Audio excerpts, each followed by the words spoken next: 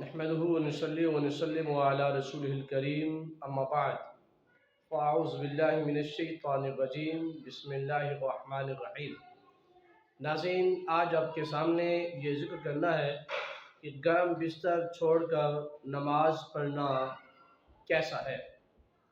ناظرین، حدیث مبارکہ میں آتا ہے کہ نبی کریم صلی اللہ تعالی علیہ وآلہ وسلم ارشاد فرماتے ہیں کہ جو کوئی شخص اپنا گرم بستر چھوڑتا ہے، لحاف کو چھوڑ دیتا ہے اور موسم کی شدت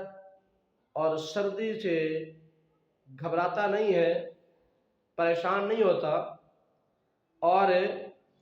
صرف اور صرف بغرض الہی اللہ کو راضی کرنے کے لیے، اللہ کو خوش کرنے کے لیے، اللہ کی رضا کے لیے، اللہ کا ذکر کرنے کے لیے اور بارگاہ الہی میں مقبول ہونے کے لیے، اللہ تعالیٰ کی بارگاہ میں خوشنودی حاصل کرنے کے لیے، فرمایا وہ شخص اپنے بستر سے اٹھتا ہے اور وہ اٹھ کر ٹھنڈے پانی سے وضو کرتا ہے، وضو کر کے پھر 2 رکعت نفل پڑھتا ہے۔ ارشاد ہوا کہ اللہ پاک علام الغیوب ہو کر بھی فرشتوں سے ارشاد فرماتا ہے، میرے فرشتوں مجھے یہ بتاؤ کہ یہ جو بندہ تھا یہ کس لیے اٹھا ہے،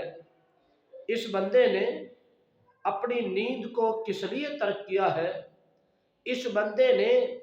کس وجہ سے اپنے آرام اور سکون کو ختم کیا ہے، اس بندے نے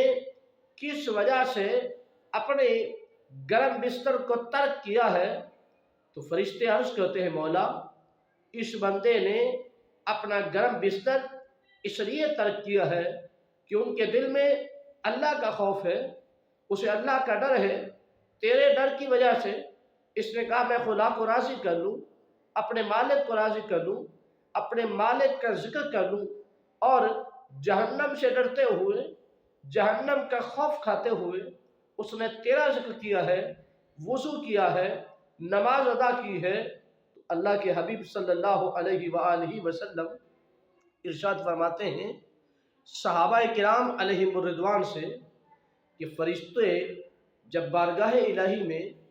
یہ بات عرض کرتے ہیں، مولا اس بندے کا کوئی اور مقصد نہیں تھا، وہ مقصد صرف یہی تھا کہ تیری بارگاہ کی رضا تھی، تجھے خوش کرنا مقصود تھا، تجھے راضی کرنا مقصود تھا، تجھے خوش کرنا مقصود تھا، تیری ہی چاہت اور پسند کے لیے انہوں نے ایسا کیا ہے۔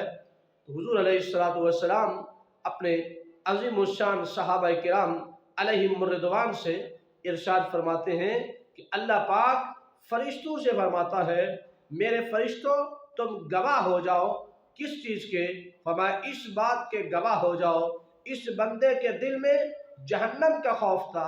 جہنم کا ڈر تھا، اس ڈر کے پیش نظر اس نے میری بارگاہ میں سجدہ ریزی کی ہے، لہذا میں نے اس بندے کو اس جہنم سے آزادی عطا کر دی ہے۔